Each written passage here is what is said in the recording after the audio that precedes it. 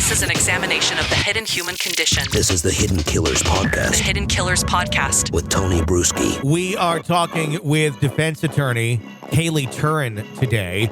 We're talking about the Bryan Kohberger case and the upcoming hearing that is going to be taking place to talk about the gag order. The Gonzalez family saying they'd like to have that lifted so they can speak publicly. The media, of course, on board with that as well. Thus far, it has been staying in place. Kaylee, as a defense attorney, is this something that would benefit Kohberger if it was lifted? And there's obviously a ton of roads that could go down. Or is this something that you really don't want to have happen if you're defending Kohberger? So I think it can be both. I think it's good because I've had cases where the police officers like to talk to the media. You find out more than the state's willing to give at that time, so you can get an advantage that way. I think it's bad also because the jurors are going to be tainted by seeing everything. There's not going to be much surprise and they're going to have their ideas cemented in their head. So it's going to give a fair trial a very tough challenge for the defense on that aspect. So it can go either way. Why do you think it is? I mean, obviously, everyone is grieving differently with this, especially those affected directly. I cannot imagine what it's like to be a father and have your daughter brutally murdered in the way that it was.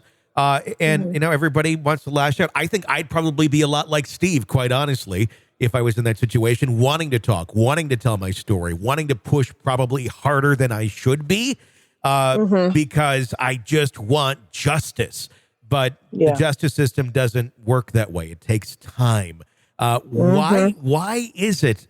What advantage do they have, honestly, if we're looking at it from a standpoint that's not super emotional because we didn't just lose our child, to having this thing lifted? Is this a good idea for them to be able to talk more freely with the media prior to trial?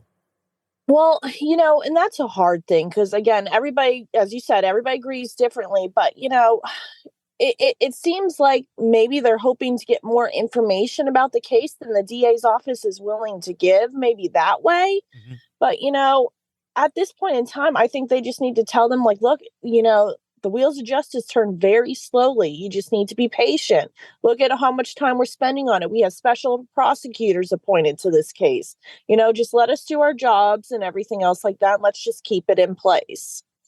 I mean, obviously, from the beginning, prior to them catching Kohberger, the Gonzalez's were very, very vocal, as a lot of people. I was too. I mean, it looked very much like things were not going down a good path. Then surprise, we knew all this stuff behind the scenes and we actually did our job pretty well, despite all the criticism that was going on.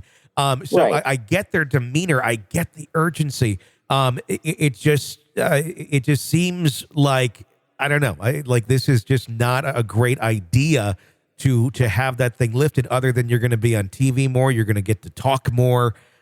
But does that really benefit it? I mean, maybe it's somewhat therapeutic for them. I can understand that, but is it in the best interest of their deceased daughter? I don't think it is because, I think we've previously talked about jurors. They are a fickle breed of people, when you get 12 people in a room and you never know the motivations behind somebody and their answers. You never know if they're lying or not. And so the fact that they're keeping this so tight-lipped, I think is good.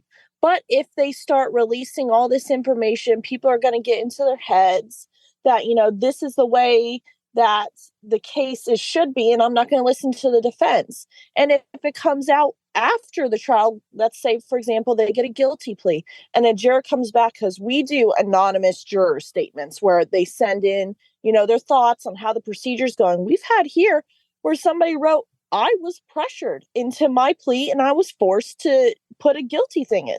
Then the process starts all over and this family's going to start grieving again. I think just let it go and let's have one trial.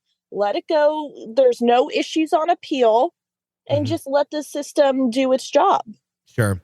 I want to ask you again, from a defense attorney perspective, about the exculpatory quote unquote evidence that has been claimed to exist, that they initially wanted to subpoena one of the surviving roommates, and then eventually they settled with Oh, well, we'll just meet you in Nevada somewhere, and you can just have an interview. I mean, it went from like, oh my gosh, subpoena, you have to come back, to let's meet at the coffee shop at the Kroger and have a conversation. I mean, it just seemed to go from like 100 miles an hour to like 5 very fast. For exculpatory evidence, is that a tactic? Are they using words like that to try and get the prosecution maybe to tip their hand a little bit, saying we have exculpatory, and then prosecution goes back on the other side and go, well, no, you don't. Like, look at this. It's not as strong as you may think. Why is that what's going on? What is going on there with that? And to use a term like that in such a confident manner. Yes. So, exculpatory can't be like, smoking gun, but we got to remember she's in Nevada. So the subpoena power is only good within the state. And so if they wanted her here, they had to get court approval to extend it out to force her to come back. And now, as we talked about preliminary hearings, it is the first hearing on all this, where everything is just coming out. Maybe they just want to hear her side of the story. It may not be exculpatory, but we can dive more into what she is saying that was posted in the affidavit. So it could be, it could not be, but we could still see her potentially called as a defense witness if they like the meeting, like what she says, or they can save it for trial as a potential smoking gun. So we never know. But I think just to subpoena her and everything, they have to go through the process because she is out of state. Do you feel that maybe there's something in her testimony to the police, not testimony, but her interview with the police that they're honing in on and going, this could be misconstrued, or this maybe she misspoke, maybe in the trauma of all of this, maybe the story doesn't quite match up from one interview to the next, and they're trying to get their claws on something, and that's why they're really trying to hone in on this 21-year-old who's just been through hell. Right. I think all of the above. Right now, it's a fishing expedition. They're trying to nail down stories. And, it allows an opportunity for sworn testimony to be put on the record, that if they deviate at trial, they can be like, you said this closer to the incident. Were you lying at this time? Or are you lying now? What's going on here?